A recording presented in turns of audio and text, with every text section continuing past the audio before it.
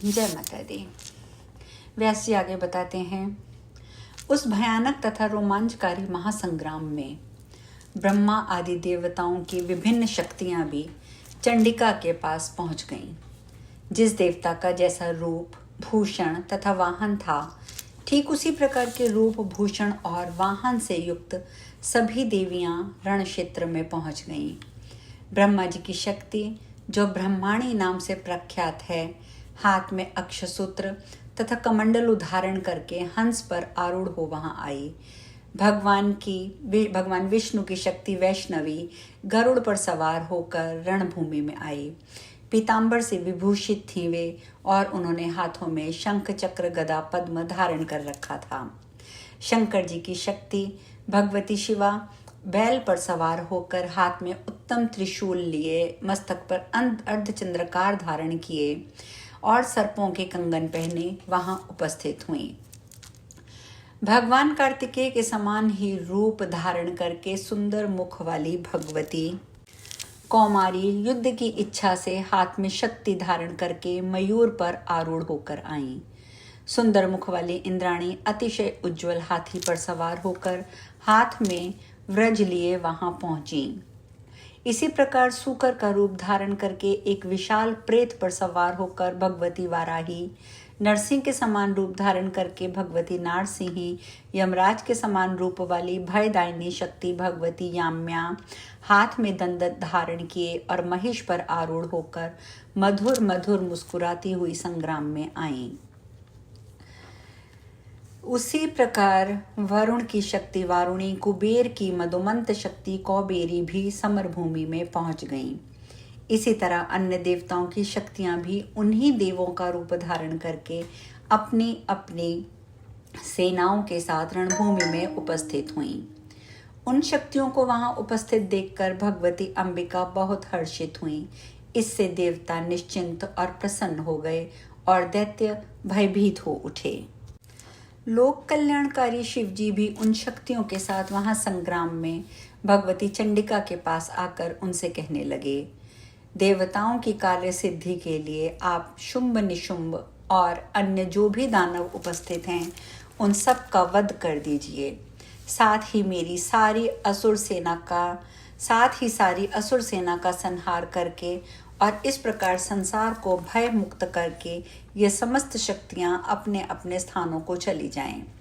आप यह कार्य संपन्न करें जिससे देवता यज्ञ भाग पाने लगें, ब्राह्मण निर्भय होकर यज्ञ आदि करने में तत्पर हो जाएं, सभी स्थावर जंगम प्राणी संतुष्ट हो जाएं, सब प्रकार के उपद्रव और अकाल आदि आपदाएं समाप्त हो जाएं, मेघ समय पर वृष्टि करें और कृषि लोगों के लिए अधिक फलदायिनी हो। व्यास जी बोले, लोक का कल्याण करने वाले देवेश्वर शिव के ऐसा कहने पर भगवती चंडिका के शरीर से एक अद्भुत शक्ति प्रकट हुई। वह शक्ति अत्यंत भयंकर तथा प्रचंड थी। वह सैकड़ों सियारिनों के सामवेद स्वर में एक समान ध्वनि कर रही थी। उनका रूप बहुत भयानक था। मंद मंद मुस्कान युक्त मुख मंडल वाली उस शक्ति ने पंचमुख शिव जी से कहा, हे देव, आप दैत्यराज शुंभ के पास शीघ्र जाइए। हे कामरेपु, इस समय आप मेरे दूत का काम कीजिए। हे शंकर, काम पीड़ित शुंभ और निशुंभ मदोमत होकर जो बैठे हैं उनसे मेरे शब्द जाकर कह दीजिए। उनसे कहिए, तुम सब तत्काल स्वर्ग त्याग कर पाताल लोक में चले जाओ, जिससे देवगण सुखपूर्वक स्वर्ग में प्रविष्टित हो सकें और इंद्र को स्वर्गलोक तथा अपना उत्तम इंद्रासन पुनः प्राप्त हो जाए। साथ ही सभी देवताओं को उनके यज्ञ भाग पुनः मिलने लगें। यदि जीवित रहने की तुम लोगों की बलवती इच्छा हो तो तुम लोग बहुत शीघ्र पाताल लोक चले जाओ, जहाँ दानव लोग रहते हैं, अथवा अपने बल का आश्रय लेकर यदि तुम सब युद्ध की इच्छा रखते हो तो मरने के लिए आ जाओ, जिससे मेरी सियारने तुम लोगों के कच्चे मांस से तृप्त हो सकें। व्यास जी बोले, चंडिका का ये वचन सुनकर शिव अपनी सभा में बैठे हुए दैत्यराज शुंभ के पास जाकर शीघ्र उससे कहने लगे। शिव जी बोले, हे राजन, मैं त्रिपुरासुर का संहार करने वाला महादेव हूँ। अंबिका का दूत बनकर इस समय मैं तुम्हारे संपूर्ण हित के लिए यहाँ आया हूँ। देवी ने कहलाया है कि तुम लोग स्वर्ग तथा भूलोक त्याग कर शीघ्र पाताल लोक चले जाओ, जहाँ प्रहलाद तथा बलवानों में श्रेष्ठ राजा बलि रहते हैं। अथवा यदि मरने की इच्छा हो तो तुरंत सामने आ जाओ, मैं तुम सबको संग्राम में शीघ्र ही मार डालूंगी। तुम लोगों के कल्याण के लिए महारानी अंबिका ने ऐसा कहा है। व्यास जी बोले, भगवती का ये अमृत तुल्य कल्याणकारी संदेश उन महान दैत्यों को सुनाकर शूलधारी भगवान शंकर लौट आए। भगवती अंबिका ने शिव जी को दूत बनाकर दानवों के पास भेजा था, अतः वे संपूर्ण त्रिलोकी में शिवदूती के नाम से विख्यात हुई। शंकर जी के मुख से निकले गए भगवती के इस दुष्कर संदेश को सुनते ही वे दैत्य भी कवच धारण करके हाथों में शस्त्र लेकर शीघ्र ही युद्ध के लिए निकल पड़े। वे दानव बड़े वेग से रणभूमि में चंडिका के समक्ष आकर पत्थर पर सान कर चढ़ाए गए तीखे बाणों से उन पर प्रहार करने लगे। भगवती कालिका त्रिशूल, गदा और शक्ति से दानवरों को विदीर्ण करती हुई उनका भक्षण करती हुई युद्ध में विचरने लगीं। भगवती ब्राह्मणी युद्ध भूमि में अपने कमंडलों के जल से प्रक्षेप मात्र में उन महाबली दानवों को प्राण शून्य कर देती थी। वृषभ पर विराज भगवती माहेश्वरी अपने त्रिशूल से रण में दानवों पर बड़े वेग से प्रहार करके उन्हें मार के धाराशाही कर देती थी। भगवती वैष्णवी गदा चक्र के प्रहार से दानवों को निष्प्राण और सिर विहीन कर डालती थी। इंद्र की शक्ति देवी इंद्री ऐरावत हाथी की सूंड की चोट से पीड़ित बड़े बड़े दैत्यों को अपने वज्र के प्रहार से भूतल पर गिरा देती थी। देवी वाराही कुपित होकर अपने तुंड और भयंकर दाढ़ों के प्रहार से सैकड़ों दैत्यों और दानवरों को मार डालती थी। देवी नारसिंही अपने तीक्ष्ण नखों से बड़े बड़े दैत्यों को फाड़ फाड़ कर खाती हुई रणभूमि में विचार कर रही थी, बार बार गर्जना कर रही थी।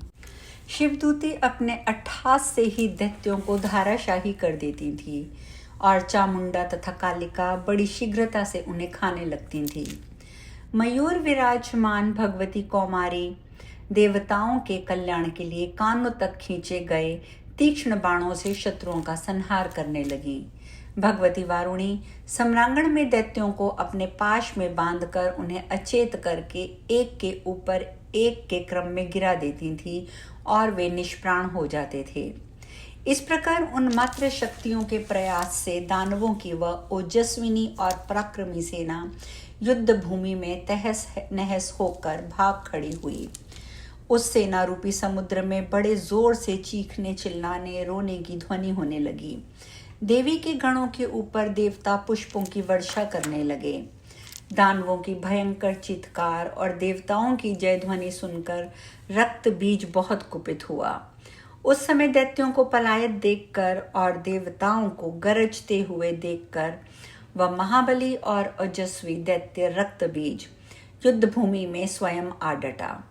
वह आयुधों से सुसज्जित होकर पृथ्वी पर खड़ा हो गया। वह प्रत्यंचा की अद्भुत टंकार करने लगा और क्रोध के मारे आंखें लाल किए युद्ध के लिए देवी के सम्मुख आ गया। व्यास जी कहते हैं, हे राजन, किसी समय शंकर जी ने उस दानव रक्त बीज को बड़ा ही अद्भुत वर दे डाला था। उस दानव के शरीर से जब रक्त की बूंद पृथ्वी पर गिरती थी तब उसी के रूप और पराक्रम वाला दानव तुरंत उत्पन्न हो जाता था। भगवान शंकर ने उसे ये बड़ा ही अद्भुत वर दे दिया था कि तुम्हारे रक्त से असंख्य महान पराक्रमी दानव उत्पन्न हो जाएंगे। उस वरदान के कारण अभिमान में भरा हुआ वह दैत्य अत्यंत कुपित होकर कालिका समेत अंबिका को मारने के लिए बड़े वेग से रणभूमि में पहुंचा। गरुड़ पर विराजमान वैष्णवी शक्ति को देखकर उस दैत्येंद्र ने उन कमल नयनी देवी पर शक्ति से प्रहार कर दिया। तब उस शक्तिशालिनी वैष्णवी शक्ति ने अपनी गदा से उस प्रहार को विफल कर दिया और अपने चक्र से महान असुर रक्त बीज पर आघात किया। उस चक्र के लगने पर रक्त बीज के घायल शरीर से रक्त की विशाल धार बह चली, मानो वज्र प्रहार से घायल पर्वत के शिखर से गेरू की धारा बह चलती है। पृथ्वी पर जहाँ जहाँ रक्त की बूंदें गिरती थी, वहाँ वहाँ उसी के समान आकार वाले हजारों पुरुष उत्पन्न हो जाते थे। आज हम कथा में यहीं विश्राम लेंगे। शेष कल। जय माता दी।